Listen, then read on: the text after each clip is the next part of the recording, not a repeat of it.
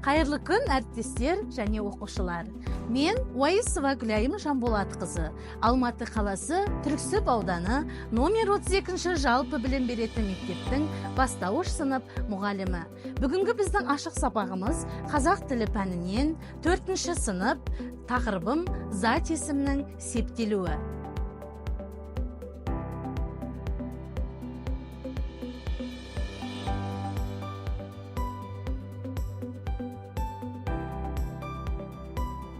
Кітабымызды ашамыз, бүгінгі күнімізді жазамыз. Қаңтардың 17-сі, сынып жұмысы, зат есімнің септелуі. Дәптерлерімізді ашамыз. Және барлықтарын жазып болсаңдар, үйге берілген тапсырманы қайталайық. Көкпар ойыны арқылы сұрақ, жауап. Балалар, қазір көкпар ойыны арқылы сұрақ, жауап жұмысын жүргізетін боламыз. Өткенге шолу. Қазір көшеде тұрған номерларды таңдаған кезде сендерге сұрақ шығады. Қазір бірінші номерді таңдайық. Зат есімнің сұрақтарын айт. Мысал келтіріп сөйлем құра. Раяна. Зат есімнің сұрақтары кім, не, кімдер, нелер. Жақсы. Зат есім дегеніміз не? Керімбек, Раяна айта ғой. Зат есім заттың атын білдіреді. Ол кім, не, кімдер, нелер деген сұрақтарға жауап береді. Бірге оқиық. Зат есім, сын есім, сан есім, етістік, Жауап, одақай, ертегіш. Қазақ тілінде неше сөз табылған? 9 сөз табылған. Балалар, бүгін біздің өтетін тақырыбымыз зат есімнің септелуі. Зат есім дегенді біз еске түсірдік, балалар?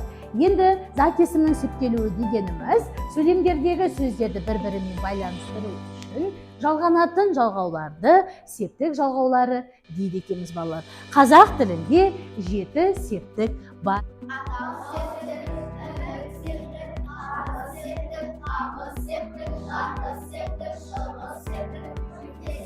Өте жақсы. Қазақ тілінде 7 септік бар екен. Енді балалар, бұл 7 септіктің өздеріне тән жалғаулары бар екен. Және сонымен қатар сұрақтары де бар екен. Ал кәне, атау септіктің жалғауы бар ма екен? Ал, мысалы келтірейікші. Әке. Бірден талдап кетейік. Ілік септігі сұрақтарын айтамыз. Кімнің, ненің, жалғауларын айтамыз.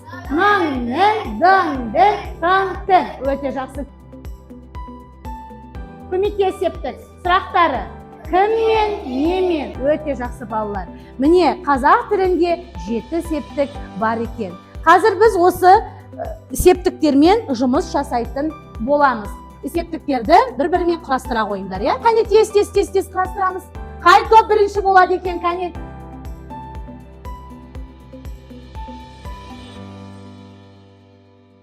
Тапсырманы бұлай қазір жүрек әдісі арқылы, шеңбердің жүрек әдісі арқылы, жұмыртқа әдісі арқылы оқитын боламыз. Жақсы ма мәтінді? Бірінші жаттығуды, 26-шы жаттығуды мәтін оқып шығамыз. Кәне, жүрек әдісі бір топқа беремін, жұмыртқа әдісін екінші топқа берейін, және дөңгелек әдісін үшінші топқа берейін. Бұлттың қайдан ұсақ тамшылары бірігіп жерге жаңбыр болып жауады.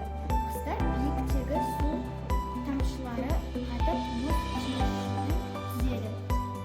Олар жабысып қарға айналады. Өте жақсы. Негі ауаның бір жерден екінші жерге ауысуы кезінде су тамшылары бір-біріне үйкеліп электрленеді. Өте жақсы. 26-шы жаттығуды біз спираль әдісі арқылы ауызша оқып шықтық. Кітабымызды 16-шы бетін ашамыз, 27-ші жаттығуға назар аударамыз. Кәне берілген аруына оқи қойшы. Сұрақтардың орнына ақ бөкен сөзін қойып, мәтінді көшіріп жаз. Сендерге тапсырма бар. Сол сұрақтың орнына қандай сөзді қой дейді?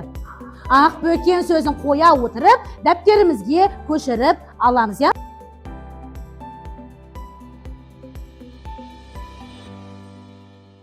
Түбірі қайсы? Ақ бөкен, Жалғау. жалғауы, Табыс септігі өте жақсы. бөкеннің қорегі өсімді. Күз айларында көк шөптің қоры мол болса да жусанмен қоректенеді. Ақ бөкен түбірі жалғауының ілік септігінде жалғанып тұр. Өте жақсы. Кім сабаққа қатысып отыр? Алдарында тұрған бағалау шкаласымен өздеріңді бағалап отырыңдар, Ақбөкен түбірі, Д ол жалғауы, ол табыс септігінде жалғанған. Өте жақсы. Балалар, енді қараймыз. Зат есімнің септіктерін сөздермен сәйкестендіреміз.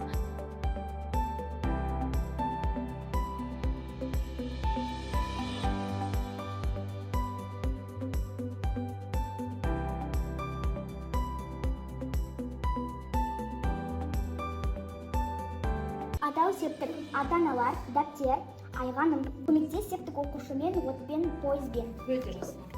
Барыс септік, сабаққа, кітапханаға, ініге. Шығыс септік, жартыстан, өзеннен, биіктен. Көмектес септік оқушымен, отпен, пойызбен. Өте жақсы. Кәне дәптерімізді ашамыз. 29-ды балалар ноутбук әдісі арқылы дәптертеріңе орындайтын боласыңдар. Адам сөзін септеп жаза қойыңдар дәптерлеріңе.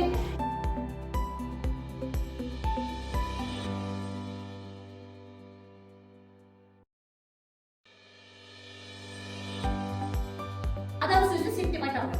Атау септік, ана, ірі септік, адамның, бас септік, адамға, табыс септік, адамды, жарты септік, адамда, шығыс септік, адамда, көмектес септік, адамның. Өте жақсы, бір балл саған. Атау септік, кім, адам, ілік септік, кімнің, адамның, бас септік, кімде, адамға, табыс септік, кімде, адамды, жарты септік, кімде, адамды, шығыс септік, кімнен, адамнан, көмектес септік, кіммен, адаммен. Жақсы. Балалар, қазір біз асық ойын ойнаймыз. Қай асық түседі, соның астындағы сөзді септеуіміз керек болады, иә? Ал кеттік. Жүгір, аш. Қандай сөз септеуі? Торсық. Атау септік, не торсық, ілік септік, ненің торсықтың, бары септік, неге торсыққа, табыс септік, нені торсықтан, жарты септік, неде торсықта, шығыс септік, неден торсықтан, көмектес септік, немен торсықтан. Жақсы. Домбыра.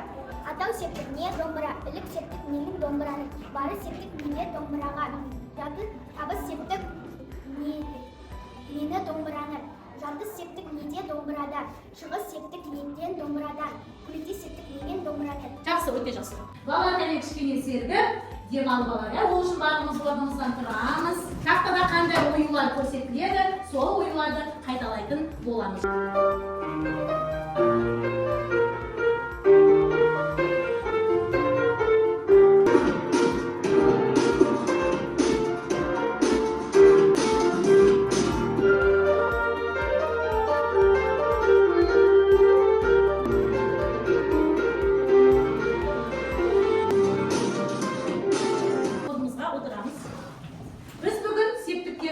Солай ғой? Сол септіктерді енді қазір бізге сұрақтары берілген.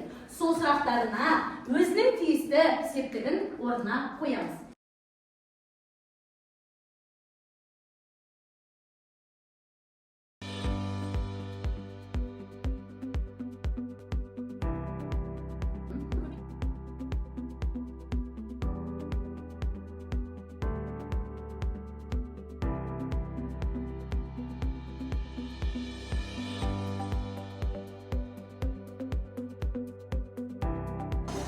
Өте жақсы балалар. Бүгінгі біздің зат есім септелуін жақсы меңгерген екенсіңдер. Сабақ сендерге ұнады ма? Жақсы. Бүгін қазір бағалап жіберейік. Кімге қанша балл?